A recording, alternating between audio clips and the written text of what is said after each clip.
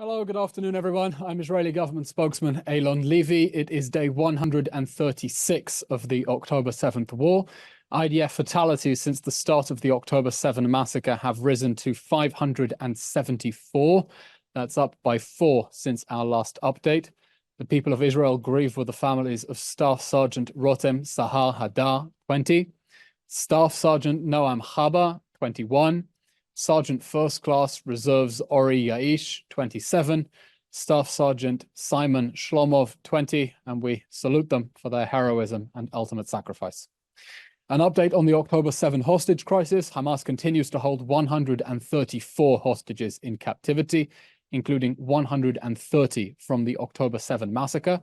Of those hostages, 32 are known to be dead, with Hamas holding onto their bodies. That is, nearly 1/4 of the hostages have either been murdered in captivity or were murdered at the time of their abduction. That number was revised after Kibbutz Nir Oz announced at the end of last week that Yair Yaakov, abducted from his home on the kibbutz on October 7th, was in fact killed.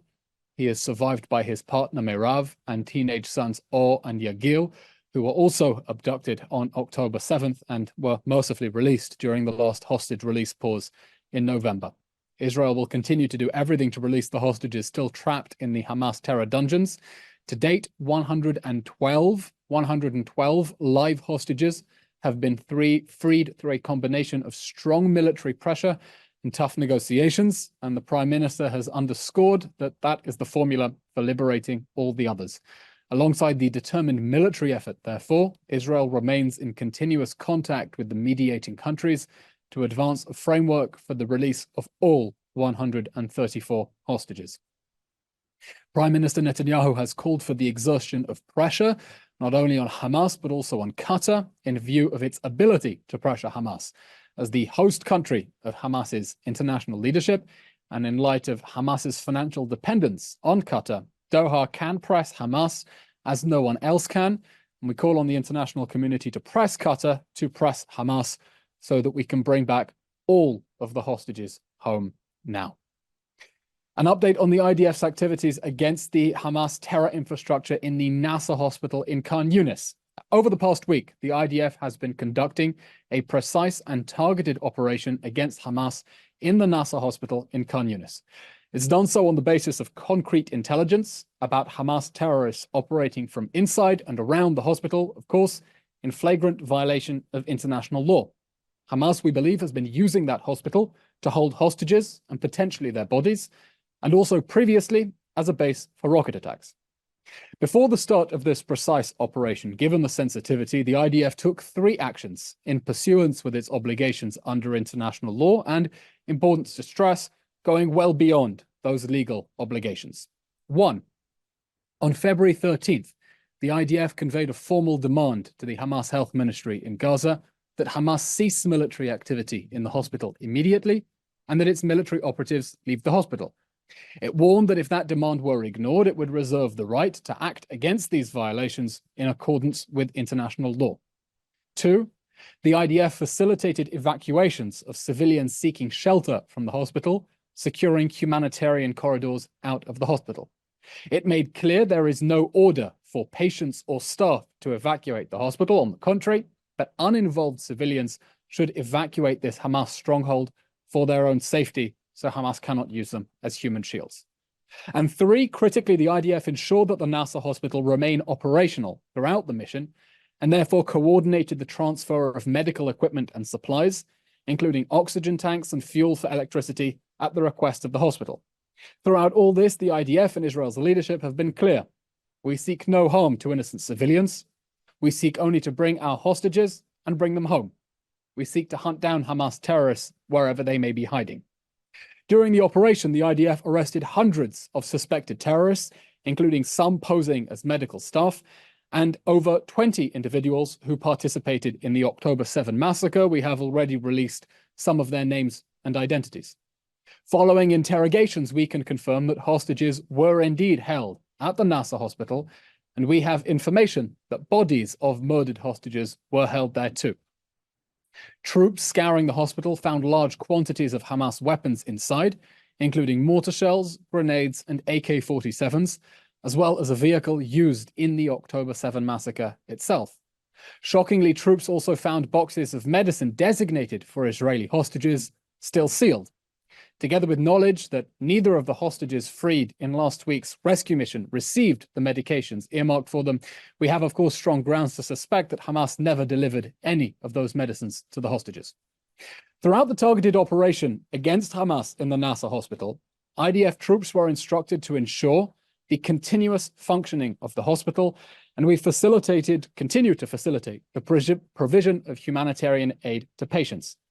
That humanitarian aid includes a tanker of 24,500 liters of diesel fuel, hundreds of water bottles, hundreds of battle rations, hundreds of loaves of bread, 100 units of baby food, and medicines donated by the World Health Organization, despite its continued cover-up of Hamas's abuse of the hospital. On Friday, Israeli troops worked to repair the hospital's generator following a malfunction, while Shayetet 13 Special Forces brought a replacement generator to the hospital, while also supplying food for infants and water to the hospitals, in addition to those 24,500 liters of diesel fuel to maintain hospital activity.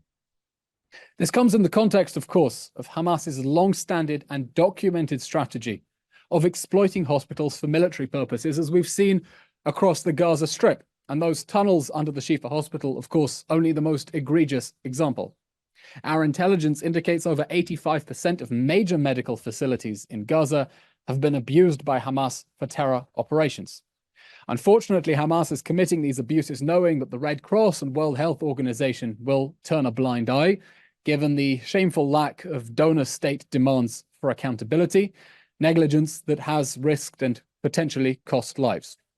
We hear from international agencies that hospitals must be protected, of course, so an important reminder on what international law actually says. International law is clear that under no circumstances may hospitals be used to shield military operations. None.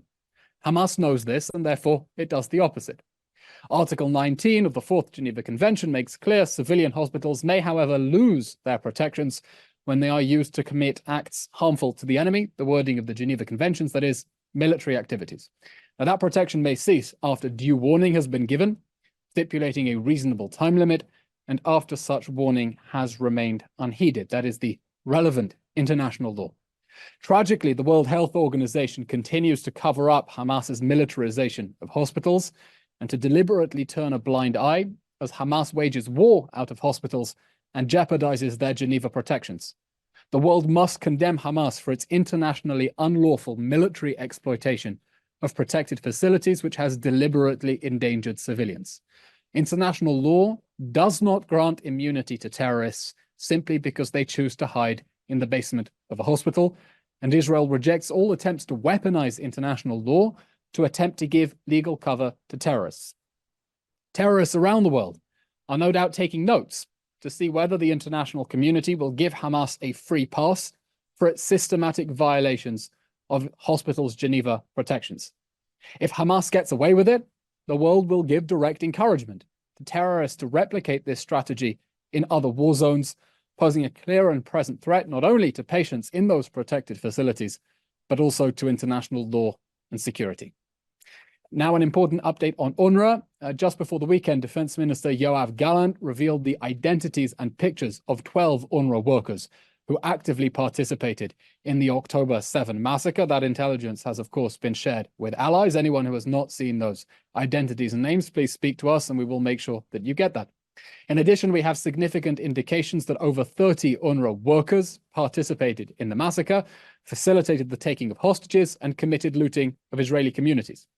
Out of 13,000 UNRWA workers in Gaza, 12%, that's 1,468, are active in Hamas and Islamic Jihad. That includes 185 UNRWA workers active in the military wing of Hamas and 51 active in the military wing of Palestinian Islamic Jihad. That is, of course, the tip of the iceberg, given what independent watchdogs have revealed about the celebration of the massacre in UNRWA teacher groups and, of course, the systematic indoctrination of Palestinian children, as foreign donor states are, of course, aware. Hamas continues to use UNRWA facilities to store weapons, base tunnel shafts, hide its fighters, and launch missiles. UNRWA is a Hamas front, and it's international news to cover up Hamas's infiltration of the agency. It continues to blame Israel to cover up its own incompetence and complicity with Hamas's theft of aid. Just last week, we released photos of the cargo from 500 trucks full of aid piling up on the Gazan side of Kerem Shalom. That's 3 days full of humanitarian aid, waiting for the UN to collect it. And that should put to rest the frankly ridiculous allegations that Israel is not admitting enough aid into Gaza when there is still excess capacity at the Israeli crossings and more than the UN is able to pick up on the other side.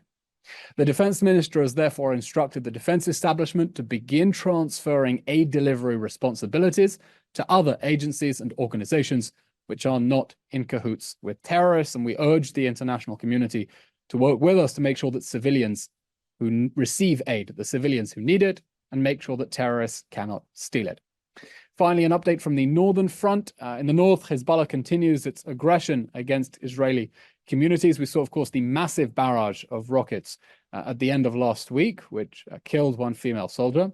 The IDF continues to increase readiness in the northern arena with brigade-level exercises and preparation for combat in winter weather conditions. We repeat our warning, Hezbollah must back off, or we will have to push it away.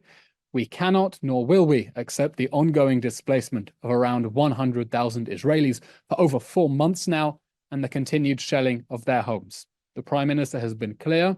This government is committed to returning citizens safely to their homes. That is the foremost obligation of the state, and this will be achieved diplomatically or militarily. And of course, we strongly prefer the diplomatic option based on UN Security Council Resolution 1701. That's it for today's update. We will, of course, take your questions. Thank you. First question from Leo Soroka, The Washington Post. How does Israel know hostages were held in Nasser Hospital? Leo, I would refer you to the video released by the IDF last week of the questioning of one of the terror suspects who was one of the suspects who was apprehended during that targeted and precise operation in the Nasser hospital, in which he spoke of around 10 hostages, to his knowledge, being held in the hospital. We have, of course, also been questioning the survivors of Hamas captivity, and that questioning has also yielded valuable information about the conditions in which hostages were held. I can refer you, if you would like, contact me later, to the specific video footage and to other remarks by IDF spokesperson Rear Admiral Daniel Hagari, who has addressed this issue specifically. Question from Jody Cohen, World is One News, India. Do you expect Ramadan to be a peaceful one in Rafah and in Jerusalem this year? We certainly very much hope that Ramadan will be peaceful, and we urge on all parties, of course, not to take advantage of what should be a religious festival, a time for families to be together, and use that to inflame religious tensions, as unfortunately we have seen in the past. We remain committed to the policy of destroying Hamas in the Gaza Strip, bringing back the hostages, and the police will, of course, be preparing in order to ensure public safety and security around the country. Question from Andrei Shirokov from the TASS news agency. Brazilian president was declared persona non grata today by the Israeli MFA. Is it an unprecedented move for Israel to declare a president of a foreign country a persona non grata? And can you please comment on the meaning of this move? That's a very good question. I'm not aware of specific precedent. I would refer your question to the Ministry of Foreign Affairs, which will be better informed than I am at present. Of course, there is nothing more disgraceful than the desecration of the memory of the 6 million Jews murdered in the hostages in an attempt to shield the perpetrators of an actual act of genocide, the Hamas death squads that burned whole families alive, incinerated them, and reduced them to human ash on October 7th. We will not tolerate any world leaders trying to give Hamas political or legal cover, and we certainly will not tolerate any world leaders attempting to shield the genocidal Hamas war criminals by desecrating the memory of the 6 million Jews murdered in the Holocaust. Question from Joel Pollack, Breitbart News. Can you please comment on the Russian invitation to Palestinian groups, including Hamas, to meet in Moscow later this month? Also, when Benny Gantz said recently that if the hostages were not released by Ramadan, i.e. that March 10th, then Israel would enter Rafah, was that an official deadline from the Israeli government? Your first question regarding Hamas, the Prime Minister has been clear, especially since the beginning of this war, no country should have diplomatic relations with Hamas, just as no country would have diplomatic relations with ISIS. Hamas is a genocidal terror organization that we expect to be comprehensively shunned and sanctioned by the international community. That is what we expect. As for the question regarding Rafah, we're approaching a military operation in Rafah because over the course of this war that Hamas started, it began with 24 battalions. 18 of those battalions have been shattered in the north. The last two, the Khan Yunis Brigade, has already been dismantled, as the defense minister said just the other day, and that leaves 4 Hamas battalions still standing inside Rafah, remaining quarter of Hamas's army, and we are determined to continue dismantling that terror army so that it can never perpetrate atrocities like it did on October 7th or threaten the people of Israel as it has over previous 20 years of rocket fire. I'll refer you to what the Prime Minister said in his telephone conversation with our friend and ally, President Biden, as the Prime Minister said on February 17th, just 2 days ago. He reaffirmed that Israel is going to continue fighting until we achieve total victory. That includes action in Rafah, of course, after we allow civilians found in the combat zones to evacuate to safe areas. We will continue dismantling the Hamas military machine. In doing so, we will continue doing everything possible under international law to minimize harm to civilians. That includes the obligation of precaution, and we have given a lot of warning for civilians to be able to evacuate. We do not want Hamas to be able to use them as human shields. It's regrettable that instead of being housed in the humanitarian zone that we designated at the beginning of the war in Al-Mawasi, the civilians were funneled into Hamas strongholds instead. And we think the international community has a very firm obligation to condemn Hamas's human shield strategy and not cooperate with it, because if it continues to insist that it is impossible to evacuate civilians from areas where terrorists are trying to use them as human shields, and then to blame Israel when civilians are hurt, despite our unprecedented measures to try to get them out of harm's way, that sends a message to terrorists, not only to Hamas, but other extremist groups around the world, that using human shields works, that it's a strategy that works, because the international community will effectively give terrorists immunity for their military assets if they pile enough civilians around them. So we want to see civilians get out of harm's way so that we can continue destroying Hamas's military infrastructure, and will, of course, proceed in accordance with our operational needs. Question from Hannah Julian, the Jewish Press. Will the government restrict the number of Israeli Arab Muslims who can pray at the Al-Aqsa Mosque on the Temple Mount in the upcoming holiday of Ramadan? And if so, why? Anna, no immediate statement on the question of the Al-Aqsa Mosque in Ramadan. It's my understanding that decisions have not yet been made. We are waiting for an opinion of the Israel police, and of course, decisions will be made in accordance with interests of public safety and security. Question from Jim Williams, Zenga International News Service, Washington, D.C. This week, the U.S. is expected to block a United Nations resolution calling for an immediate ceasefire by Israel. There is increasing pressure on the U.S. and many other of Israel's allies to stop the war and get a hostage deal done. How long does the Prime Minister feel he can hold off the mounting pressure to strike a hostage deal? Well, of course, there's pressure to try to get an immediate ceasefire that would abandon the hostages in Gaza and leave Hamas in power. Even before Israel began the response to the October 7 massacre, there were those who have been running interference for Hamas and trying to save it from the consequences of the October 7 massacre. I think it is striking and noteworthy that over 4 months after the massacre, Israel still maintains the support of its key allies to continue the job of finishing Hamas and bringing back the hostages. Not only the United States, which has stood foursquare behind us with very strong moral, military, and diplomatic leadership since the start of the war. It's still the position of the British government that a permanent ceasefire is possible only after Hamas will have laid down its arms and brought back the hostages. And I note also the statement by the Prime Ministers of Australia, Canada, and New Zealand. The hostages must be released and Hamas must lay down its arms. I think there is widespread understanding within the democratic world. I'll refer you also to the statement from the European Parliament just a month ago, saying, calling for a permanent ceasefire conditional on hostages being released and Hamas laying down its arms. Firm recognition across the Western and democratic world that the October 7 massacre must be followed by the return of the hostages and the destruction of Hamas, and the response to the deadliest terror attack in world history after 9/11, and that armed invasion by Hamas by air, land, and sea cannot be to leave that terror organization standing. And the fact that we still have that support from key allies still standing behind Israel's declared war goals is, of course, of critical importance.